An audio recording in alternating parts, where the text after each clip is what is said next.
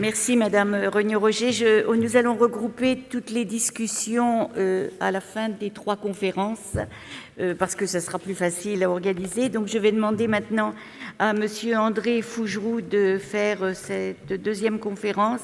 Monsieur Fougeroux est un ingénieur agronome de Supagro de Dijon qui est spécialiste de protection des cultures et d'entomologie agricole.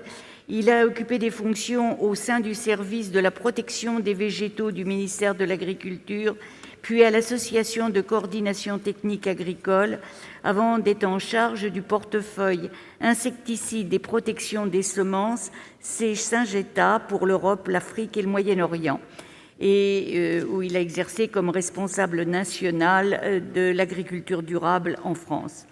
Il est l'auteur d'ouvrages de référence et d'articles techniques. Il est président de la commission ravageurs et auxiliaires de Végéphile.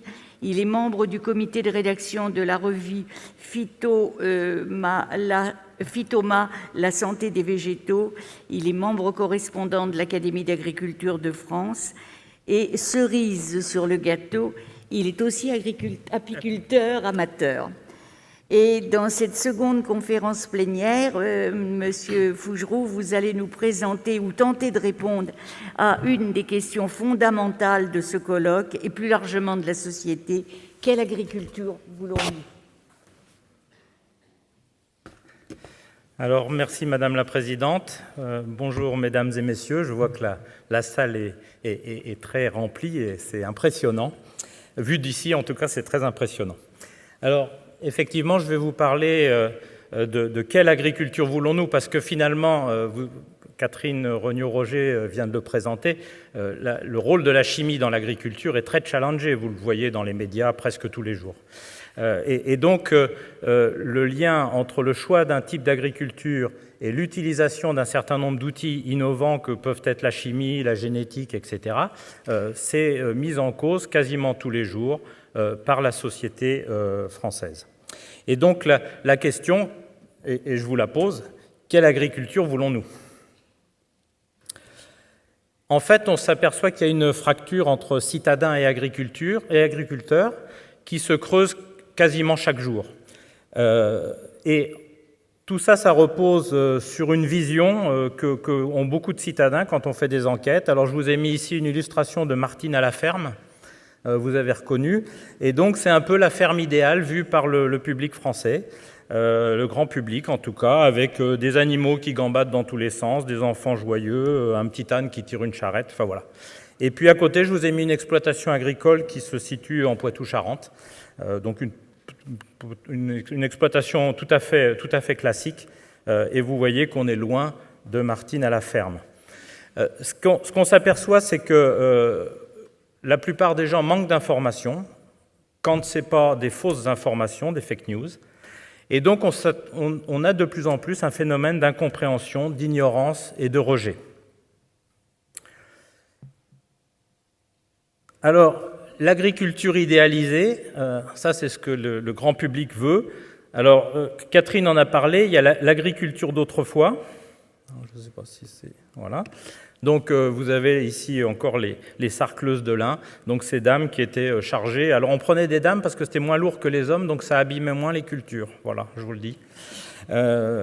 Donc, qui étaient là pour enlever les mauvaises herbes dans les cultures, et ce qui était peut-être très amusant pendant 10 minutes, mais pas beaucoup plus.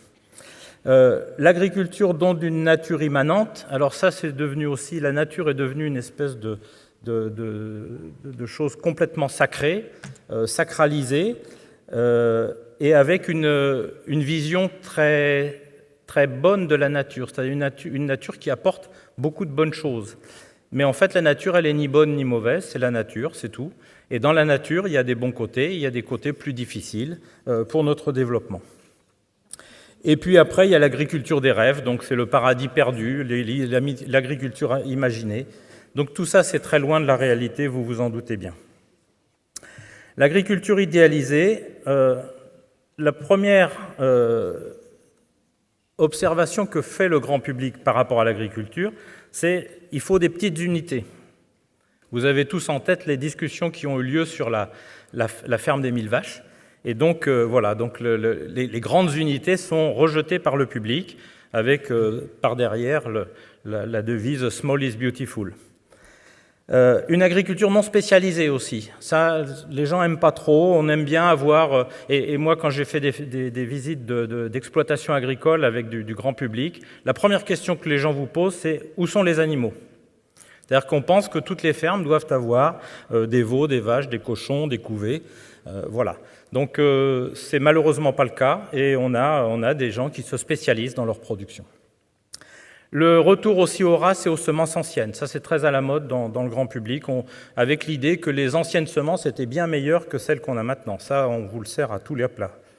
Pas de chimie, bien évidemment. Alors, quelquefois on précise de synthèse, donc ça donne une petite ouverture, mais c'est quand même un des critères dans le souhait d'agriculture qui est exprimé par le grand public. Un travail en harmonie avec la nature, mais laquelle? Et donc là, je vous ai montré un exemple de nature, vous voyez, c'est les Champs-Élysées. Donc c'est une journée qui avait été organisée pour les Parisiens pour montrer ce que c'était que l'agriculture. Donc vous voyez, c'est un peu caricatural, on va dire. Et puis la vente locale, c'est très à la mode en ce moment. Vente locale, sachant que, et notamment si possible dans les marchés, sachant que les marchés ne regroupent que 4% des consommateurs français. Donc vous voyez que tous ces idéaux, en fait, c'est très bien, mais c'est très très loin de la réalité. Et puis le dernier volet, la vision que les gens ont de l'agriculture, c'est une vision touristique, avec tout le travail qui est fait par les agriculteurs pour l'entretien des paysages. L'agriculture qui est contestée, c'est l'agro-industrie, que ce soit alimentaire, chimique, etc., machinisme. Bien évidemment, pas de chimie, 3 petits points de synthèse. L'irrigation, très contestée. Les nouvelles variétés, d'une manière générale. Les OGM, ça c'est déjà réglé pratiquement. Et maintenant, les nouvelles technologies de sélection, ça sera évoqué pendant le colloque. L'élevage industriel qui est mis en cause en ce moment. En général, toutes les innovations sont regardées avec beaucoup de suspicion. Et puis, l'association d'une agriculture avec une malbouffe. Donc ça, c'est un constat, donc que les gens ressentent. Alors l'agriculture réelle là-dedans, je vous ai mis ici une photo du marché de Rungis, juste pour vous dire, le marché de Rungis délivre à peu près l'équivalent de 18 millions de repas par jour. Donc vous voyez, c'est un gros marché. Et on parlait du local. Le local, si on fait un local de 150 km autour de Rungis, ça représente un peu moins de 3% du total du marché de Rungis. Donc vous voyez, une agriculture plutôt globalisée, et avec un contrat qui avait été passé entre la société française et les agriculteurs. Au sortir de la Deuxième Guerre, il fallait nourrir la population. Les tickets de rationnement se sont arrêtés en 1949. Il fallait vendre les productions, donc il fallait que les prix soient abordables pour les consommateurs. Et puis, petit à petit, parce que la production s'est améliorée, il a fallu exporter. Et enfin, et c'est la demande qui est faite maintenant, c'est d'avoir une alimentation diversifiée et de qualité. Alors, il fallait une agriculture exportatrice avec un marché alimentaire mondial qui s'est développé, que ça a été dit tout à l'heure. En 2050, on devrait atteindre entre 10 et 11 milliards d'habitants. Donc voilà, il faut nourrir tout ça. Et donc la FAO avait dit qu'il fallait augmenter la production alimentaire mondiale de plus 70%. De moins en moins de terres cultivables par habitant. Le nombre d'habitants augmente. Actuellement, on est à peu près à 1900 mètres carrés par habitant pour produire des aliments. Donc vous voyez que ce n'est pas très grand, 1900 mètres carrés. De moins en moins de terres cultivables, des exigences légitimes en termes de qualité et de sécurité. Et on le voit, le marché chinois, par exemple, où les exigences en qualité et en sécurité alimentaire augmentent, et donc avec, bien évidemment, des demandes mondiales très importantes. Un désir légitime de la part des agriculteurs de moins de pénibilité et le droit aussi au loisir. Ils travaillent, alors juste en moyenne, un agriculteur travaille 54 heures par semaine. C'est la moyenne française. Et des technologies de plus en plus pointues, ce qui fait que les agriculteurs ont besoin de s'adapter aux nouvelles technologies en permanence. Cette agriculture moderne et productive fait appel à tout un tas de disciplines scientifiques, la chimie, la physique, la biologie, la science des sols, la pédologie, l'hydrologie, la botanique, la zoologie, la microbiologie, la géographie, l'écologie, la génétique, l'économie et l'informatique. Donc vous voyez que quand on est agriculteur, il faut être très polyvalent. Une agriculture qui a toujours besoin d'innovation pour produire en qualité et en quantité et avec des coûts acceptables pour les agriculteurs. Et je vous ai mis ici, alors j'espère que je vais trouver le pointeur, vous avez ici la courbe des rendements du blé en France, et vous voyez que de 1850, alors ça c'est une fiche repère de l'Académie d'agriculture, de 1850 à 1950, à grosso modo, on est resté autour d'une quinzaine de quintaux entre 15 et 20 quintaux par hectare. Et puis vous voyez qu'à partir des années 1950, grâce à une agronomie plus scientifique qui a débuté dans les années 1900, on a une explosion, enfin un très gros accroissement des rendements du blé. Et la plupart des cultures ont suivi le même schéma, et heureusement, parce que la population mondiale a aussi suivi ce même schéma.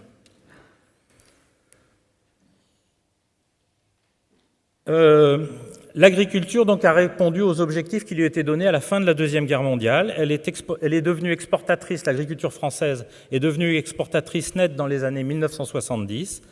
Actuellement, en tout cas en 2017, on était le 6e exportateur mondial de produits agricoles, le premier exportateur mondial de semences. On a des grandes entreprises agroalimentaires françaises, Bonduelle, Bongrain, Danone, vous connaissez. Et l'alimentation dans le revenu des ménages occupait 35% du revenu en 1950. Il est passé à 13% en 2018.